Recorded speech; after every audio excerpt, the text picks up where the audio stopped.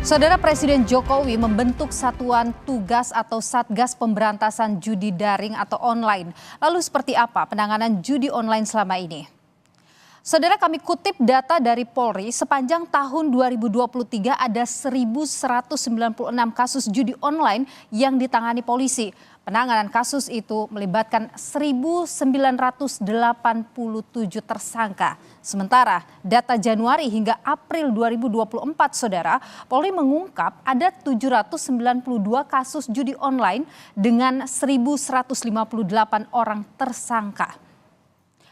Pusat Pelaporan dan Analisis Transaksi Keuangan atau PPATK menyebut selama Januari hingga Maret 2024 atau di kuartal pertama 2024 nilai transaksi judi online mencapai 100 triliun rupiah. Jika diakumulasikan dengan tahun-tahun sebelumnya, menurut PPATK ini nilai transaksinya sudah lebih dari 600 triliun rupiah. Transaksi judi online yang menurut PPATK yang nilainya mencapai 600 triliun rupiah itu ada yang dikirim ke beberapa negara. Lalu bagaimana keseriusan pemerintah untuk memberantas judi online? Kami akan bahas usai tayangan berikut ini.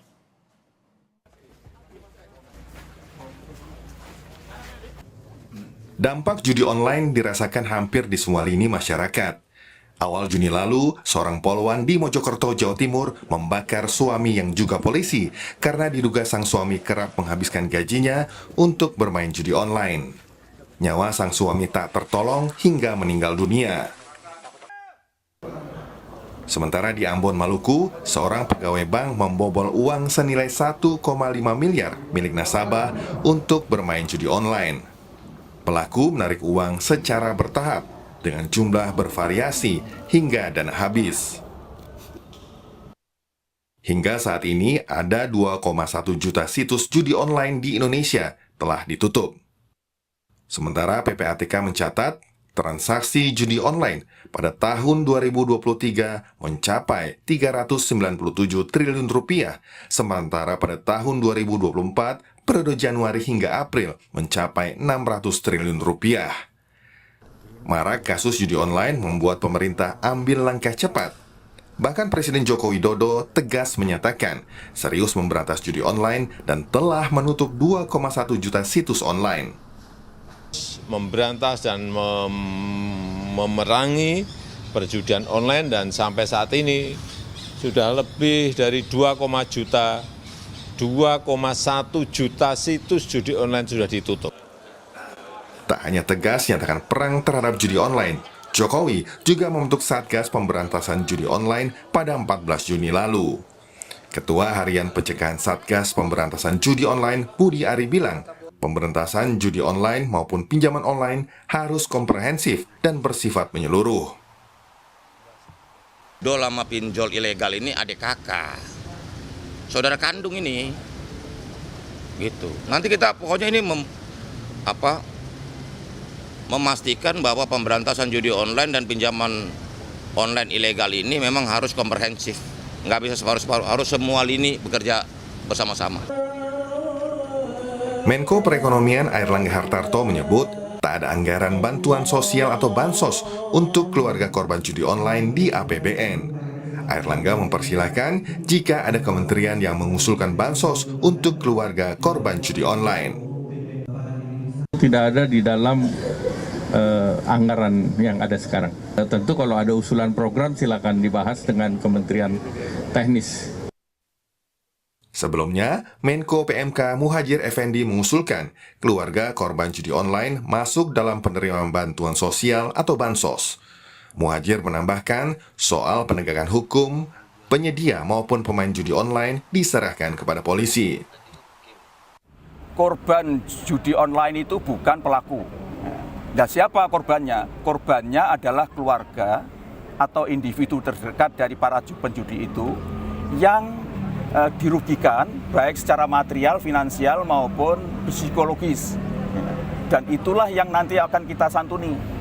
Kalau mereka itu yang kehilangan harta benda, kehilangan sumber kehidupan, ya, maupun kehilangan mengalami trauma psikologis, ya, kalau mereka itu nanti berupa keluarga, ya, jadi keluarga sekali lagi ya, keluarga dan keluarga itu jatuh miskin, maka itulah yang nanti mendapatkan bantuan sosial.